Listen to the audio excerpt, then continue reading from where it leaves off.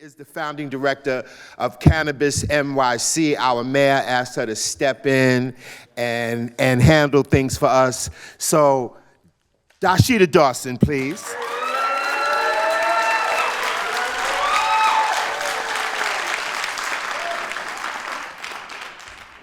All right, I didn't do any testing, so I don't know what works and what doesn't work. And let's see, is this a clicker that I'm supposed to use here? I can double check. Is this a touch screen? No, okay. We'll have to figure out how I move. But either way, I'm on a mission, and we are all on a mission. And I'm excited to be bringing this mission here to Uptown. And I look forward to sharing with you all today what we are been up to here at the Cannabis NYC office. So again, my name is Dasheeda Dawson, and I'm the founding director for Cannabis NYC. I'm thrilled to be here. And as soon as I figure out how to work this, I will do so. Let's see if we get ability to do next slide. Maybe not.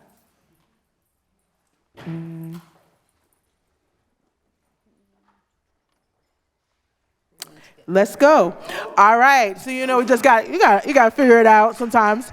All right, so like I said, Cannabis NYC is on a mission, and we're on a mission to become the #1 global hub for cannabis industry excellence in equity and education across business, science, and culture, and events like this help make this happen. I'm thrilled to be here as I share a little bit more of a glimpse of what I've been doing in my first 7 months.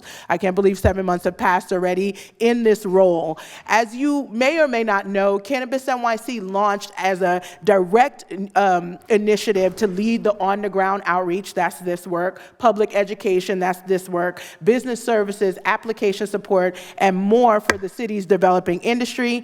We are always aligning our programming to the timing and the objectives of the state's Office of Cannabis Management, but that's not just for the license opportunities. It's for the required ancillary business ecosystem that supports both all the medical, the adult use, and hemp cannabis industries. And we are intentionally and strategically always looking to drive equitable outcomes, prioritizing the communities that have been disproportionately harmed by prohibition. This includes this community and includes East New York, where I grew up, along with so many other communities across the city.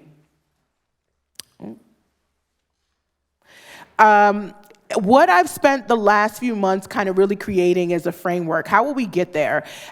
Like I said, we are grounded in equity and education, so our foundation will be equity. And it's good that you saw Dr. Rachel beforehand, because we set a precedent and made history in the city of Portland by leveraging the 10 pillars of health equity as a rubric for us to determine, are we moving in the right direction? And so she explained that the 10 pillars of health equity include social, economic, environmental, and human. We're broadening that look because our goal is to really heal the injuries, social, economic, environmental, and human injuries from past laws related to cannabis prohibition. And we can do that by understanding the 10 pillars of health equity as a guiding rubric. And then from an educational standpoint, really excited always to follow her and to motivate you under the inspiration of that this plant, we really only use 30% of it. We know that there are more than 50,000 uses, and they're all across agricultural, industrial,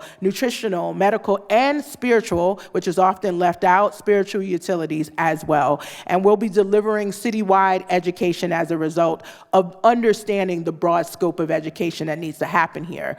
The pillars that we will build on this foundation right now are focused on entrepreneurship, economic development, and enforcement. And I highlight enforcement because we'll talk about it in one of my slides, but this enforcement is different from enforcement of the past. This is enforcement grounded in equity and education. That's a different thing from enforcement of war on drugs. Our ideal is to protect the public health, of course, but we want to protect this overall mission of Cannabis NYC to demonstrate excellence in the industry across equity and education.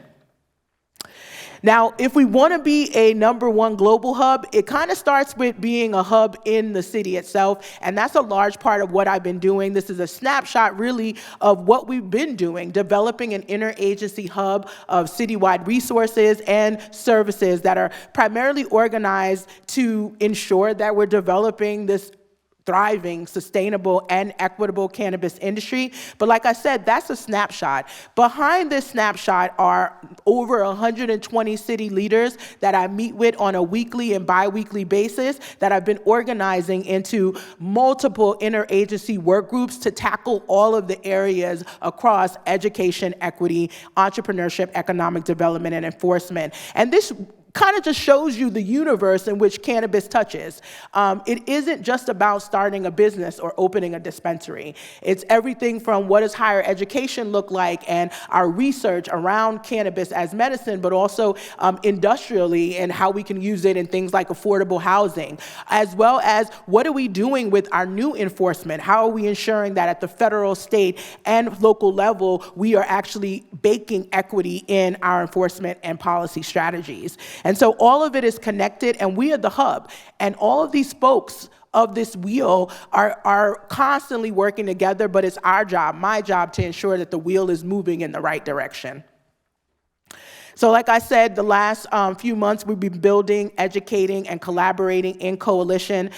We got an inside-outside game. I play ball, and so I use a lot of basketball references, and I'll just say that now so you're not surprised. But this is our inside game. We have a lot of people and a lot of agencies that are really working together to deliver the best cannabis industry here. Our key deliverable in Q1 was the first time ever more than 14 agencies combined to create an internal Cannabis NYC interagency public comment. We never commented on any of the adult use regulations or proposed cannabis regulations as a city. And while we did that, we did double duty and ensured that we also prepared the community to make comment as well. So we had internal and external. When we look at external, I'm all about that trifecta coalition. And it is very clear what it looks like. It's community-centered, business supported, and government protected. I worked in a lot of legal markets where community and businesses finally align, but it's not protected by the government. Big lobbying corporations and individuals come in and change the whole scope of things. And that's where the government protection is key. Because if you're aligned in community and business, it shouldn't be hard to get things done equitably. What tends to turn us around is when the government allows people and policies and politics to get in the way of what we really need. Real talk. Connecticut is probably a better example. You're using social equity, but it isn't that. I could count a lot of places that are doing a lot of politics and using the terms and making us believe one thing, but not protecting the community's self-interest. And that's, again, where we're here for. We're listening and learning throughout. And one of the things I'm super excited about always is the fact that we've been putting in the hours. Since we've launched Cannabis NYC, we've engaged in 40+ events, probably more 50+ now after the last 2 weeks. We've done more than 15 hours of community training, nearly 1,000 attendees for our workshops, and Liftoff, actually, we're closer to 1,000 for the Liftoff tour date. And I continue to engage with global and local cannabis leaders, educators, and advocates. I know a lot about cannabis, but having people like Dr. Rachel Knox means that we are not just learning from ourselves, that we're actually being able to expand, but also having people from within the community that have been doing this for a long time before government came along, also bringing their voices to the table ensures that we just have the best product at the end of the day. That being said, we had to take it to the streets, and the Liftoff tour, if you've already participated, thank you, but that rocket is still going. We have more than 40 dates that we need to complete across all 5 boroughs. We've now been in Manhattan twice, Brooklyn once, and we have way more to go. We kicked off in the Bronx, and the key thing that I'd like to point out is that we have partners in NYCHA, in Mayor's Office of Equity. New York City Sheriff Anthony Miranda comes on the tour tour with us as well. DOH, Administration for Children's Services, people are surprised, but Poison Prevention Week, they were a great partner. We gave out nearly 1,000 lock boxes to not shame people about their consumption, but rather help them be better and more responsible consumers. And as I've been saying, New York, no way you can get to $4 to $5 billion in quote unquote revenue without having millions of responsible consumers already. And it's time for the government to support those consumers and not shame them. And so we're really excited about that. Coming up in this quarter, we're excited about our Liftoff Tour, taking on bigger and bigger events. This Saturday, we'll be catching a contact career by being in Brooklyn and being on the ground there. I'm thrilled to be able to support the 50th anniversary of the New York City Cannabis Parade and Rally, y'all. If you don't know, we need to be there as well.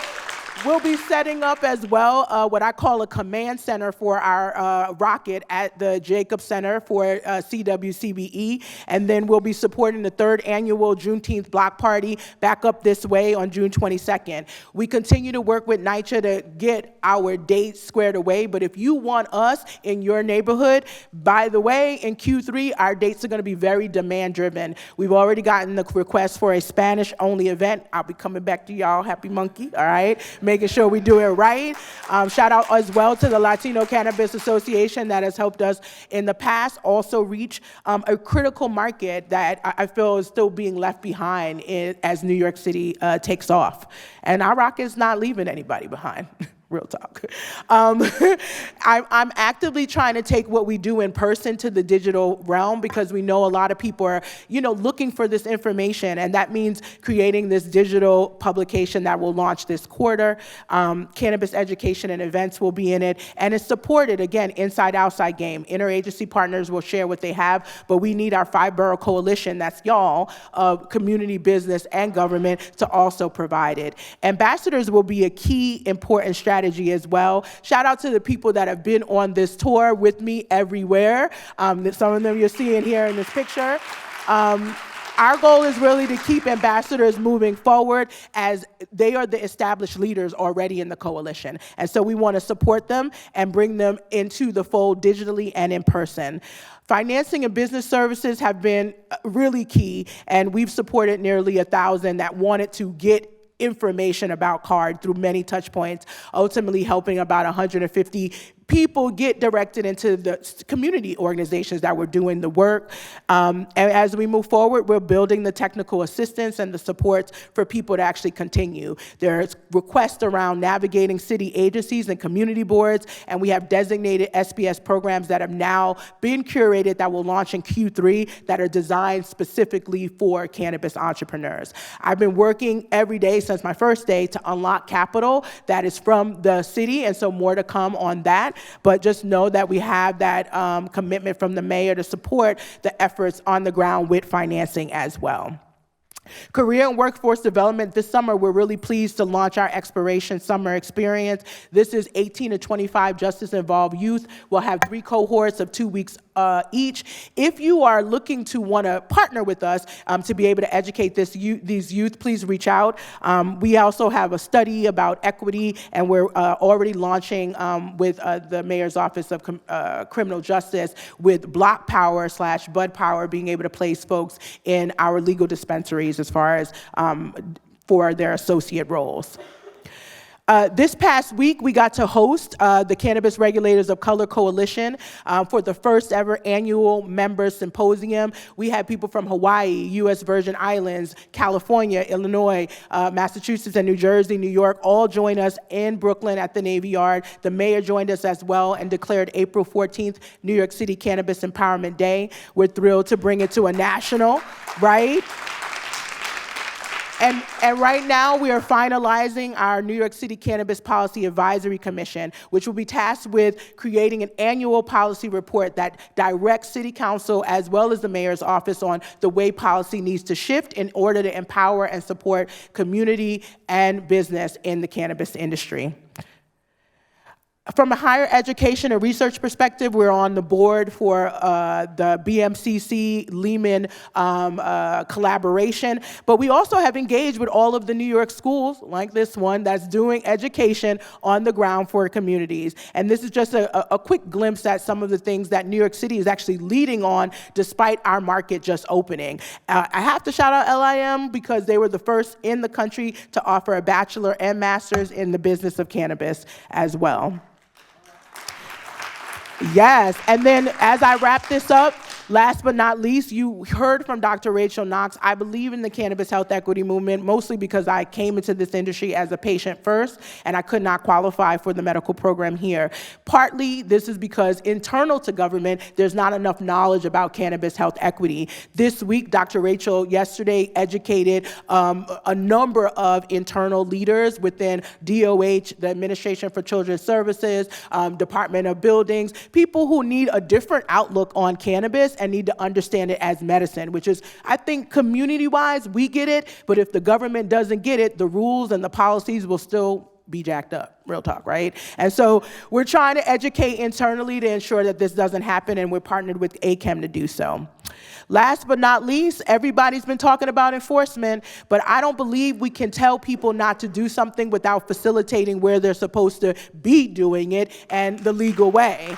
And so I'm highlighting for you again that we have a three-pronged approach. And sure, the sheriff and NYPD and OCM focus in the red. But before we even get to that, the majority of our money and our efforts are on facilitation. This hub facilitating resources and services to all New Yorkers, but prioritizing transitioning people from the legacy market to the legal market. We've also started to pilot what rehabilitation looks like. This is people who received a cease and desist. They're like, nah, I'm not with it. How do I use my space in the meantime to stay afloat, stay profitable until I get my license? And we're trying to help them do that as well. And then lastly, when we talk about direct enforcement, I'll be honest, I know that the sheriff has to follow the law and that's their job, but for us, we're very clear. We know that the smoke shops are not owned by people from the communities in which they open. Right?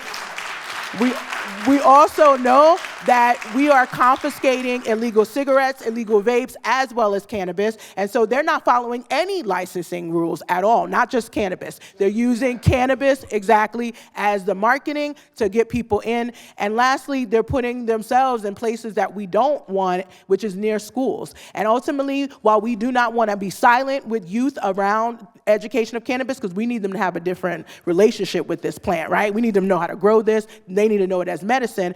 Them seeing a line around the corner blocking their interest in the school is not the way to go to educate that way. And so those are the people that we're looking at.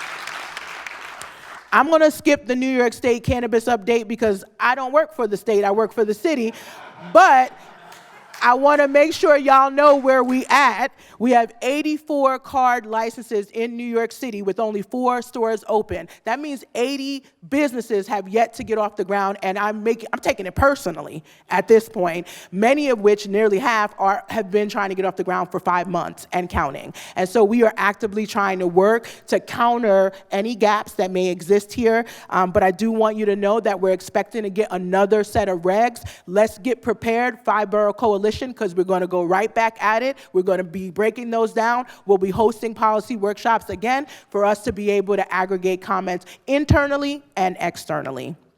Now, we have a very small but mighty team. It's literally 3 of us, but you know what? I always do the most, right? So I'm just thrilled to be here. I'm always going to be accessible to our community. I'm accessible to all New Yorkers, but in particular, our community. There is nothing that we can't get critical feedback on. I will not gaslight anyone on the challenges. There are challenges, but I think as long as we're honest about them, we take accountability, we can work through them, and we can also continue to hold the line on equity. That said, I'm excited to be here. Thank you.